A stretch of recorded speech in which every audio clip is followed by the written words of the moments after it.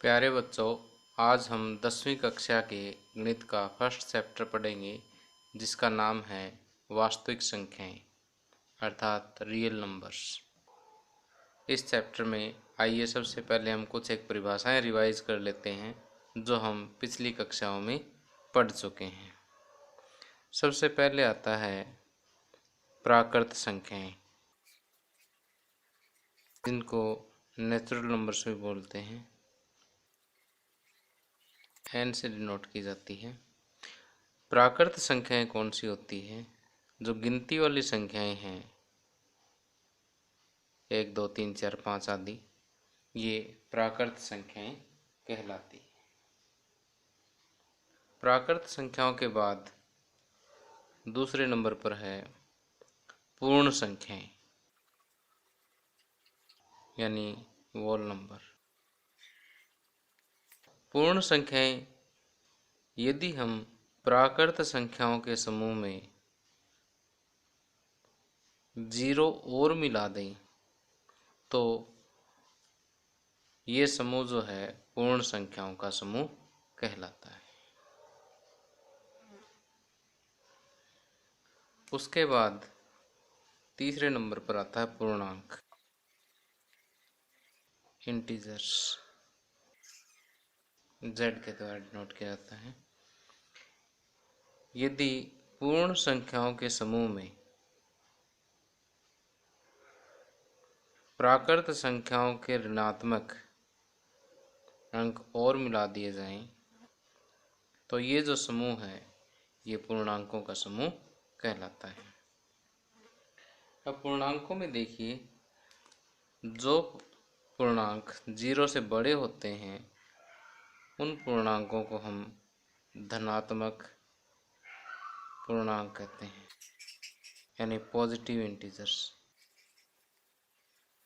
और जो पूर्णांक 0 से छोटे होते हैं उनको हम ऋणात्मक पूर्णांक कहते हैं यानी नेगेटिव इंटीजर्स।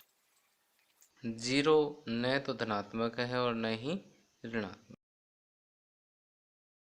अब पूर्णांकों के बाद आता है परिमेय संख्याएं यानी रेशनल नंबर्स। जो संख्याएं p/q के रूप में लिखी जा सके और जहां q is not equal to 0 हो, वे संख्याएं परिमेय संख्याएं कहलाती हैं। उदाहरण के लिए जैसे 3/4 है, 7/5 है, ये संख्याएं परिमेय संख्याएं हैं क्योंकि इसको देखिए हमने p/q, यहाँ p 3 है और q 4 है। 7/5 भी एक परिमेय संख्या है, 7 p हो गया, 5 q। देखिए यहाँ पर हर 0 भी नहीं है तो ये परिमेय संख्याएं हैं। इसी प्रकार अगर हम कोई भी पूर्णांक उठा लें, जैसे 4 है, 4 को आप 4/1 कह सकते हैं, तो ये भी हमने p/q के रूप में लिख दिया और यहाँ पर q is not equal to 0 है। तो इसका मतलब 4 भी एक परिमेय संख्या है। -3 को भी आप लिख सकते हो -3/1 यानी p/q के रूप में, ये भी लिखी गई है। -3 भी एक परिमेय संख्या है। तो यहाँ से अगर हम देखें तो जितने भी पूर्णांक हैं वो परिमेय संख्याएं हैं, जितनी पूर्ण संख्याएं हैं वो पूर्णांक है, और जितने प्राकृत संख्याएं हैं वो पूर्ण संख्याओं का ही एक भाग है।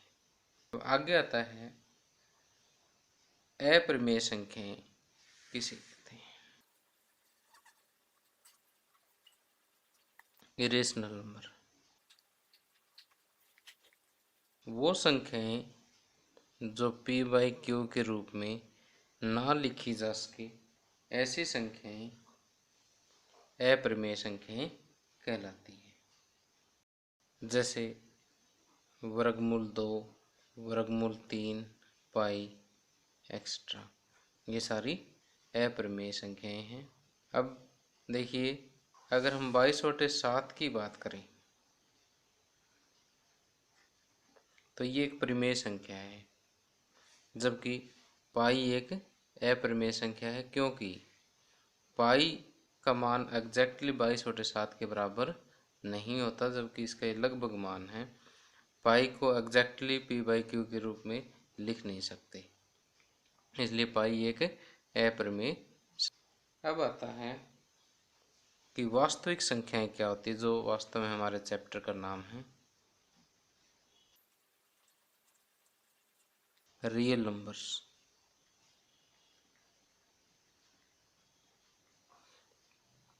अब जो हमने परिमेय संख्याएं पढ़ी है और अप्रमेय संख्याएं पढ़ी है, परिमेय तथा अप्रमेय संख्याओं का समूह वास्तविक संख्याओं का समूह कहलाता है।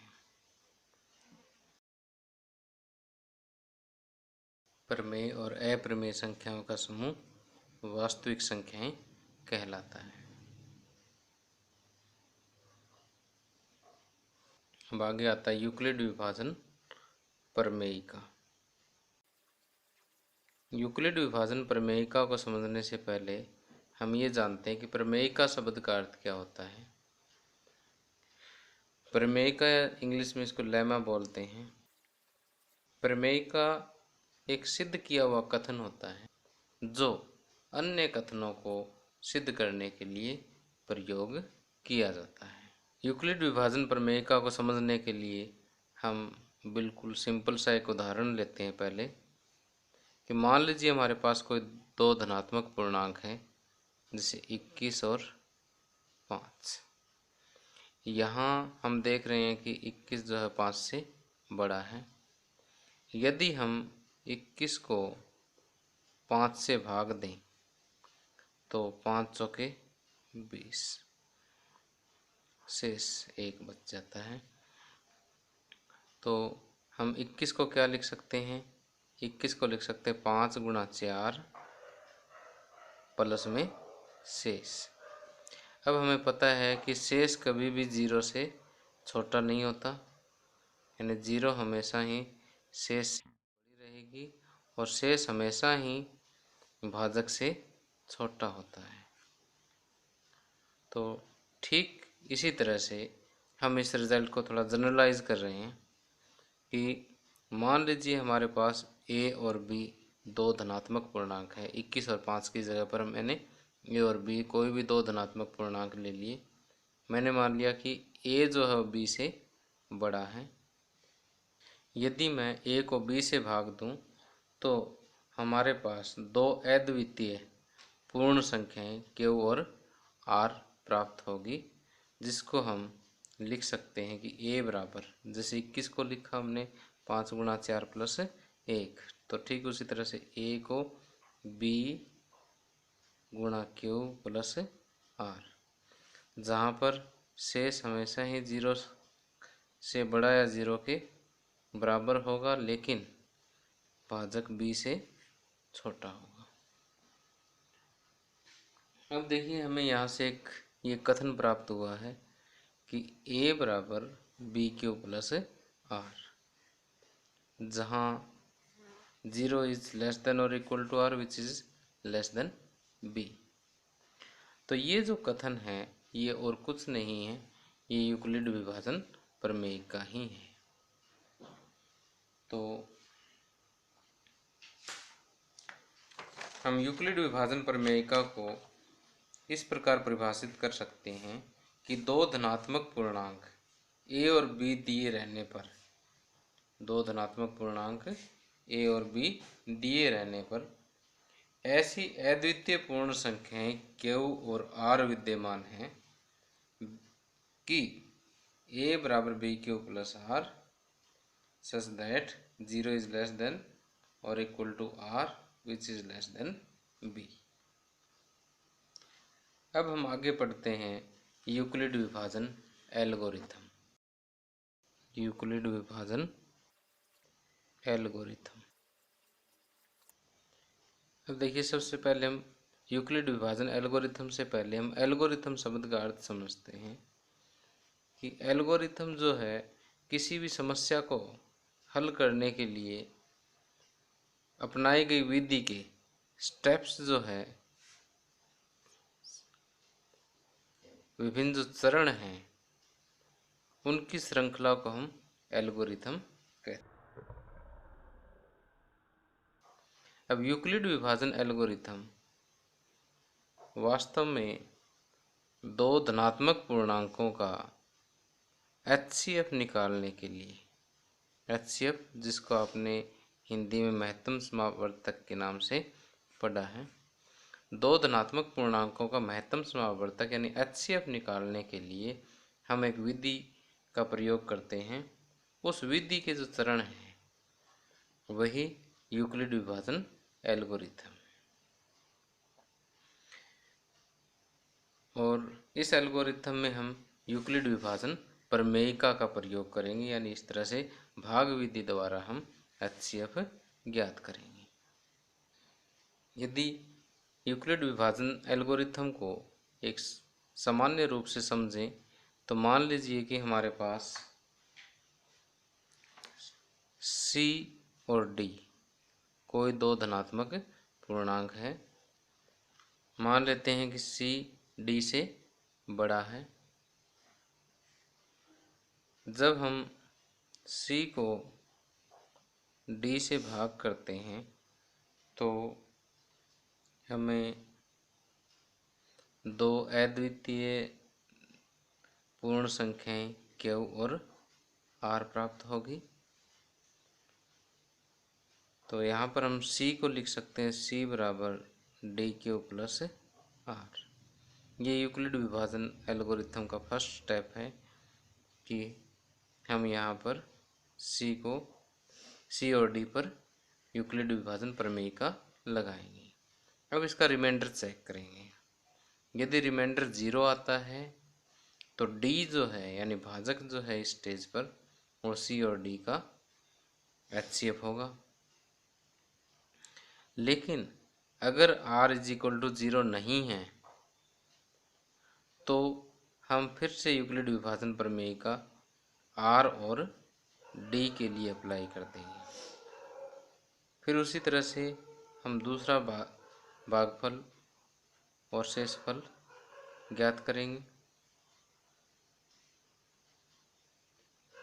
फिर इस स्टेज पर रिमाइंडर चेक करेंगे, शेषफल चेक करेंगे। अगर यहाँ पर शेषफल 0 आ जाता है तो इस समय जो इस स्टेज पर जो भाजक है वह C और D का HCF होगा। लेकिन अगर यहाँ पर भी शेषफल 0 नहीं आता तो फिर इसी प्रोसेस को हम आगे तक इसी तरह से रिपीट करते रहेंगे और ये प्रोसेस उस समय जा कर के रुकेगा जब शेषफल 0 आएगा, और उस स्टेज पर उस स्थिति में जो भाजक होगा वही C और D का HCF होगा। यही यूक्लिड विभाजन एल्गोरिथम। वैसे तो यूक्लिड विभाजन एल्गोरिथम का प्रयोग भाजक 0 को छोड़ करके हम सभी पूर्णांकों के लिए लगा सकते हैं, लेकिन फिलहाल हम सिर्फ धनात्मक पूर्णांकों की बात करेंगे, क्योंकि ऋणात्मक पूर्णांकों के लिए यूक्लिड विभाजन एल्गोरिथम का प्रयोग हमारे सिलेबस से भी बाहर है, 10वीं कक्षा के स्कोप से भी बाहर है। इसलिए हम यूक्लिड विभाजन एल्गोरिथम का प्रयोग यहाँ पर सिर्फ धनात्मक पूर्णांकों के लिए ही करेंगे। आगे उदाहरण 1, 4052 और 12576 का HCF यूक्लिड विभाजन एल्गोरिथम का प्रयोग करके ज्ञात कीजिए। तो यहाँ पर हमें दो संख्याएं दे रखी है, 4052 और 12576। तो यहाँ पर हम देखते हैं कि 12576 बड़ा है 4052 से, इसलिए हम 12576 को 4052 से विभाजित करते हैं, भाग देते हैं। तो भाग देने पर 3 दूनी माइनस करेंगे तो 0 2 4। अब देखिए इस स्टेज पर हमने चेक किया कि यहाँ पर रिमाइंडर भी 0 नहीं आया है, तो यूक्लिड विभाजन एल्गोरिथम से यहाँ पर हम फेयर करते जाते हैं काम।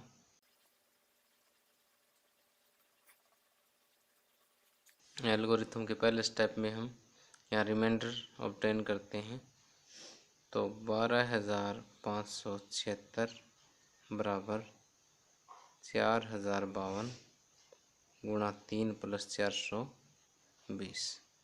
यहाँ पर r बराबर 0 नहीं है, 0 नहीं है तो अब यूक्लिड विभाजन प्रमेय का 4,052 और 420 के लिए लगेगी। 4 दाई 40 यानी 9 पे जाएगा ये, 900 और फिर माइनस करेंगे तो 2। अब देखिए इस स्टेज में भी रिमाइंडर 0 नहीं है, तो हम लिखेंगे 4,052 बराबर 420 गुणा में 9 + 272। Remainder is again not equal to 0। Euclid विभाजन प्रमेय का फिर से रिपीट होगी 420 और 272 के लिए।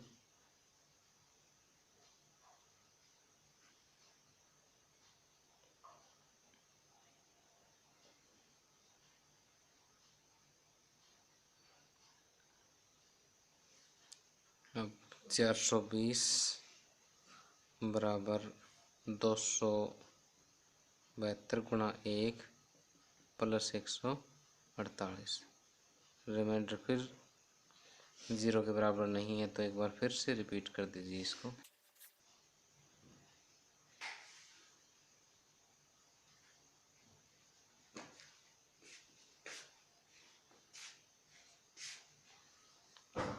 फिर रिमाइंडर 0 नहीं आया है।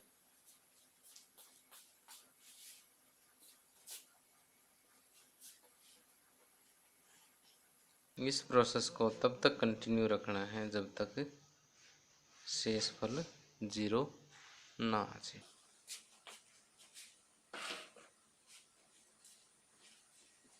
148 बराबर 124 गुणा 1 प्लस में 24।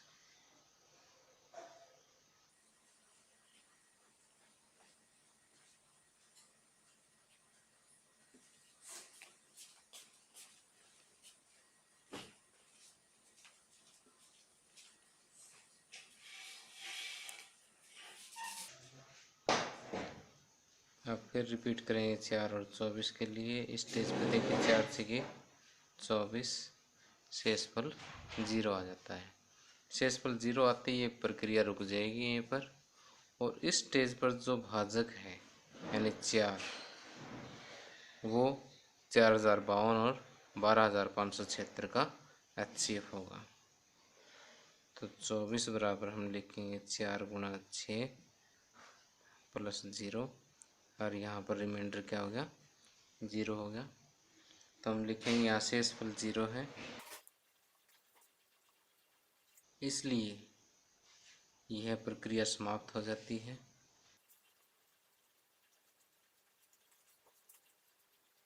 चूँकि इस स्थिति में भाजक 4 है, इसलिए 4,052 12,576 का HCF होगा।